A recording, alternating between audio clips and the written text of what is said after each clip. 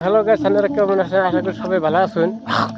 আজকে রাত করে আমি গেতেছি একটা প্রোগ্রামটা কি আজকে কাছারি বিহু ফাংশন আছে, ফাংশনটা দেখতে নিয়ে গেতেছি। তো এখানে এরকম আপনারা কোনো মনে কিছু নিবেন না যে আমার এখানে ইনভাইট করছে। অ্যাকচুয়ালি ইনভাইট না, আমি গেতেছি এখানে নিজে মনের ইচ্ছায় হাউসে গেতেছি।